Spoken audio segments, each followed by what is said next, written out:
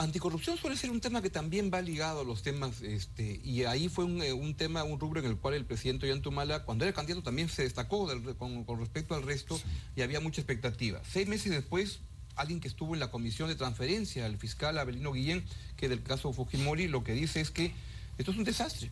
Y lo que dice es que las propuestas centrales de lucha contra la corrupción se han abandonado, que aquí no pasa nada. ¿Cuándo perdieron el entusiasmo, el interés por la lucha anticorrupción? Mire, nunca se ha perdido la lucha, al contrario. Yo creo que este gobierno lo que está haciendo es, tiene una actitud muy transparente en todo lo que es el manejo del Estado. Y actos de corrupción lo vamos a cortar de inmediato y no los vamos a permitir. Eso está muy claro. Y por otro lado... Pero hay un planteamiento hay planteamiento, déjeme explicarle. Este 13 tenemos la reunión de la Comisión Nacional de la Lucha Anticorrupción, y que voy a presidir y que voy a estar ahí con todos los elementos del Estado. Y no solamente nos vamos a dedicar a esta Comisión Nacional de Lucha contra la Corrupción que se reúne cada 2 meses, sino que vamos a hacer una serie de programas, una serie de acciones que nos van a permitir luchar frontalmente contra la corrupción, pero en primer lugar en todo lo compete al aparato del Estado, que es lo que a nosotros nos corresponde, lo que es el Ejecutivo. También vamos a trabajar con el Congreso el tema. El Perú tiene que iniciar una nueva etapa en lo que es la lucha contra la corrupción, pero eso empieza con la demostración de todos los integrantes, particularmente del Estado, los que están en el Ejecutivo, tener una conducta apropiada, una conducta transparente. En el mensaje que dio ante el Congreso la semana pasada, la verdad que solamente habían 2 líneas. La verdad que me costó encontrar el tema anticorrupción. Era muy chiquito, estaban esperando que se produzca esa sesión de la Comisión Anticorrupción para un planteamiento más... Yo lamento que el Congreso solamente tenga una hora para exponer como máximo, habiendo tantas cosas por hacer en el país y de tantas cosas con las que tenemos que hablar. Por eso es que todos los conversatorios que sean necesarios, nosotros estamos asistiendo a todas las entrevistas que sean, para poder aclarar y poder aumentar esa falta de información que, como usted bien dice, a muchos le ha causado extrañeza, y cuando uno empieza a hacer ese discurso comienza a ver cuánto más podría poner y se queda en el tintero muchas cosas, y uno tiene que de alguna manera dar prioridad a otras, ¿no? Y seleccionar, digamos. Quería yo tocar el tema del cambio en De Vida. Ahora, hoy día mismo, el congresista Luis Iberico ha denunciado una planilla dorada al interior de Vida. 75 empleados traídos por el señor Soberón con unos sueldos a veces mayores que de los jefes. ¿Usted tiene información de esto? Mire, es una información que es de carácter reservado, estamos trabajando el tema. Pero es cierto. Yo vi el día de ayer mucha gente en De Vida, le confieso, yo fui a la presentación de Carmen Macías y me extrañó ver tanta gente. Y justo eran las primeras indicaciones que le di a Carmen, le dije, Carmen, hazme una evaluación de esto. Ahora, el cambio del señor Soberón obedece a que también hemos confeccionado un nuevo plan, una nueva política y estrategia para la lucha antidrogas del 2012 al 2016. Eso dependía mucho de qué carácter le queríamos dar a esta lucha. Con el nombramiento de Carmen Macías, lo que queremos privilegiar es la prevención también. Ella tiene muchísima experiencia en lo que es prevención. Claro. Creemos que los problemas del país tienen que tener 2 caminos. Un camino de mediano plazo, en el cual tenemos que tomar acciones muy concretas desde ahora, y también tenemos que hacer medidas de urgencia, como es el caso de las drogas, la interdicción. Entonces, en el plan que va a revisar Carmen, y por eso ya tomó funciones el día de ayer, le pidió que haga una evaluación. Lo teníamos que haber aprobado la semana pasada, lo hemos postergado para que ella pueda incrementar algunas cosas al hacer algunos cambios, y creo que eso en unos 15 días debemos tener ya listo estas políticas y estrategias para los próximos años. Ahora, el diálogo con la CONPAC, con la Confederación de Campesinos Cocaleros, era, digamos, una de las ventajas que tenía el señor Soberón. Los campesinos cocaleros han dicho que con la señora Macías no confían mucho. ¿Cuál va a ser la política? Porque creo que el diálogo no se debe perder. No sé. Mire, nosotros seguimos dialogando con todos los campesinos cocaleros, pero hacemos una distinción muy clara. Los campesinos cocaleros y los que trabajan directamente se han ligado al narcotráfico. Eso durante mi trabajo como ministro del Interior lo he siempre resaltado. Cuando venían a hablar conmigo los cocaleros, yo les decía, ¿dónde tienes tu parcela? ¿A quién vendes tu coca? Entonces a veces había gente que me decía, sí, yo le vendo al Estado, acá está, yo tengo mi recibo que le vendo en ACO 100 kilos, pero ¿dónde están los otros 2.200 kilos que produces? Estaban en las pozas de maceración, y cuando hicimos, recuerdo un cambio pasamos a Huipoca, mucha gente de Rupa a Huipoca, mucha gente nos decía, oye, ¿por qué están haciendo ese cambio? Ese cambio fue fundamental para eliminar más de 120 laboratorios de procesamiento de droga. Entonces, y eso es lo que hemos distinguido, y cuando vienen los cocaleros y cuando sigan viniendo, nosotros vamos a hacer esa distinción. Nosotros entendemos el problema del campesino cocalero. Este año estamos haciendo un nuevo censo agropecuario que va a ser muy importante para todo esto, pero no vamos de ninguna manera a permitir que el campesino que está metido con el narcotráfico quiera pasar como simplemente cocalero. Pero ¿qué va a pasar en Conga? Porque están en una conversación con una parte, pero no con la parte que había paralizado. Están por lanzar el peritaje internacional, pero van a llegar el resultado y no va a haber una conversación con los que estaban justamente opuestos al proceso. ¿Cómo va eso? No, mire, el tema de... Nosotros estamos haciendo el peritaje no para aquellos que están en contra de Conga de manera radical. El peritaje se está haciendo para de alguna manera disipar una serie de dudas que tiene el pueblo de Cajamarca en general sobre este proyecto. Este proyecto ya tuvo un estudio de impacto ambiental aprobado por el gobierno anterior. Y este es un proceso que no viene de ahora, viene de hace 4 o 5 años atrás.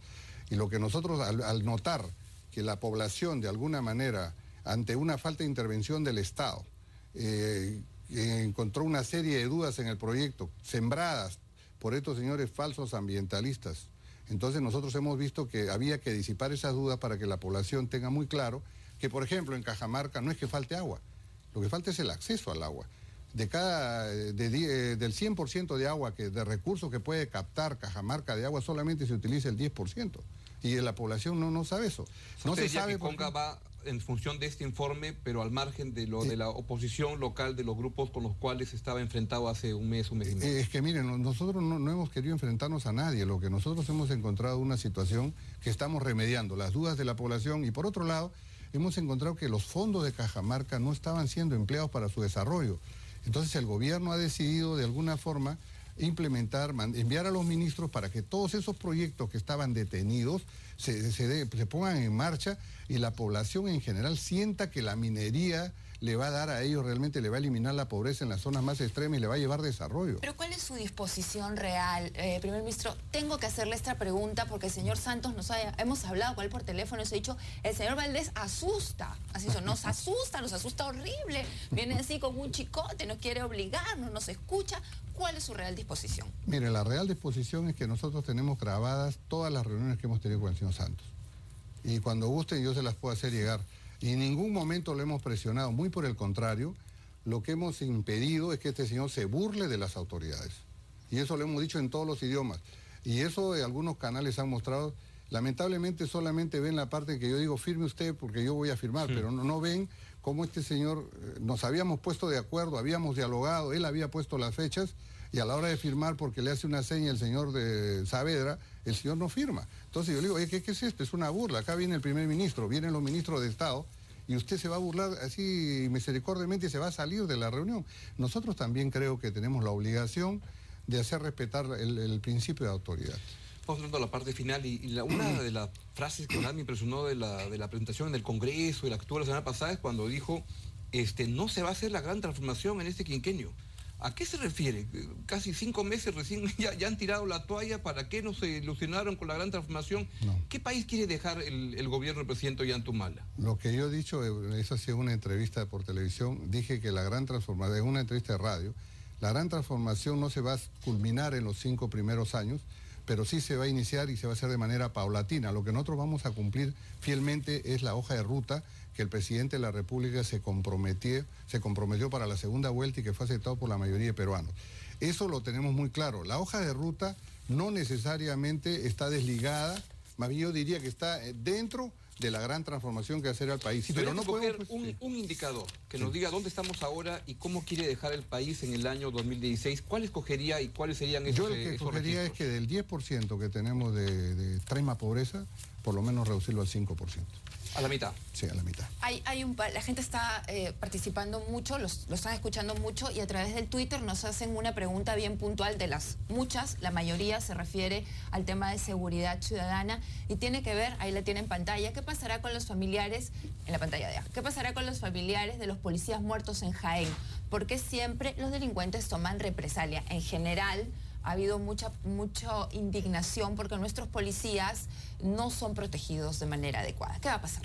Bueno, nosotros tenemos todo un plan, como le estaba diciendo, para recuperar a la policía, implementarla con equipo, implementarla con una mejor remuneración y sobre todo, ¿sabe qué? También no solamente ese es el problema, muchos de nuestros policías son denunciados falsamente por el cumplimiento de sus funciones y el Estado no hace nada por ellos.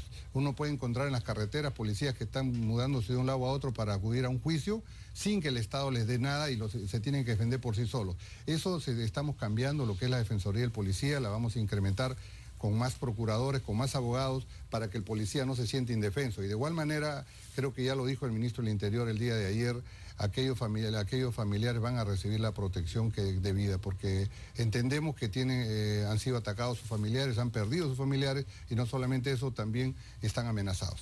La ley Mordaza, el plazo se venció el 4 de enero. ¿Cuál va a ser la posición final del gobierno? Bueno, eso el presidente lo va a anunciar. ¿Pero van a analizar el tema en el Consejo de Ministros? El presidente lo está viendo personalmente. Porque él es el que va a observar. Ley de imprescriptibilidad de los delitos por corrupción. ¿Cuál es su opinión? Bueno, nosotros estamos completamente de acuerdo. Es una propuesta nuestra de que los delitos contra la corrupción no pueden prescribir de ninguna manera. Esos son casos que tienen que atenderse a muy largo plazo porque la ciudadanía tiene esperanza que las leyes realmente se cumplan y se castiguen. ¿Habla usted con la familia Fujimori por el indulto? No me compete a mí, esa es una posición. ¿En ningún momento ha hablado con ningún miembro de la familia Fujimori? Con ningún miembro de la familia, salvo el saludo que me hizo el congresista Kenny Fujimori durante mi presentación al Palacio y que yo de una manera recíproca respondí. Premier, muchas gracias por estar esta mañana en Primera Noticia, que tenga un muy buen día. A ustedes también, muchas gracias por la invitación. Gracias a usted. Ha sido el presidente del Consejo de Ministros, el señor Óscar Valdés.